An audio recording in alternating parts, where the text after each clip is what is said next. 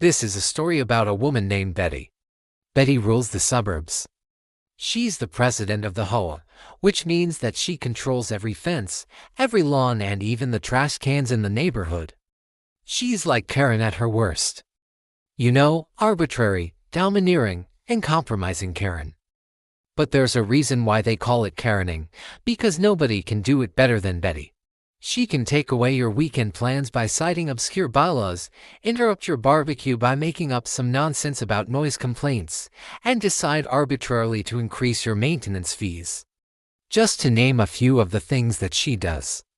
Basically, if you lived in this neighborhood, your life would be hell. But one day a new family moves in next door. They have a son who's starting high school. The father is too stressed from work, and the mother is just too oblivious to care about the state of their lawn. So it's up to their teenage son to mow the grass. He doesn't know it yet, but he's about to learn the hard way how the world works, because no one mows their lawn without getting permission from Betty first. And when she finds out, she hits him with a fine of $250. His mother goes to pay the fine, and while she's at it, she asks Betty why she has to pay $250 for her son's mistake. And that's when Betty tells her about the new guy next door. The mother is shocked. She didn't realize that there was a new family in the neighborhood, and she definitely didn't realize that Betty was running a dictatorship. Now she's mad.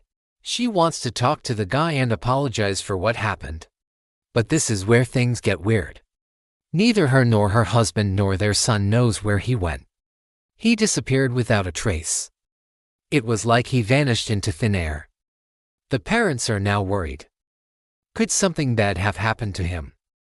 Is he hurt? Are we gonna get a call from the police telling us that some psycho killed him? And then they hear a knock on the door. It's Betty. She tells them that she saw the boy crying in his room. She came over to check up on him because she was worried about him. Then she invited herself in. Sat down on the couch and started telling them how great of a mother she is. Because, you know, she's always looking out for the children of her neighborhood. She's got eyes everywhere. She sees everything. And then she starts making comments about how the mother isn't doing her job. How she shouldn't wear that dress because it makes her look fat, you know. Just very Karen things to say. And finally, the mother snaps. She stands up and yells at Betty, "Get out!" But not before Betty warns her, "Don't make me use my weapon." Meanwhile, the father receives a call from his boss asking him where he is, which makes him realize that he never told anyone where he was going, and so he decides to confront Betty after his call ends. He comes back into the living room to see Betty sitting on the couch again, but this time with a pair of ducks.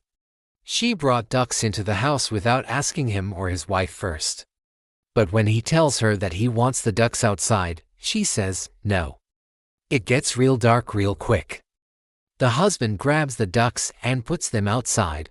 The wife is furious at Betty for bringing uninvited ducks into their house, and when Betty gets up to leave, she tells her, "You better watch your back, lady, because I'm not afraid of you." And Betty replies, "Oh, I don't think you understand what you're getting yourself into." The next day, the boy's parents are waiting anxiously for him to come home. And when they hear a knock on the door, they both jump. Is it the police? They open the door to see the boy standing there with a pair of ducks. And then he invites them in for dinner. That night, the whole family sits together eating takeout. The son explains to them that he found out that Betty has a soft spot for cute animals. And so he brought the ducks over to keep her company. And it worked. She fell for it. She stopped being mean to them. They became friends.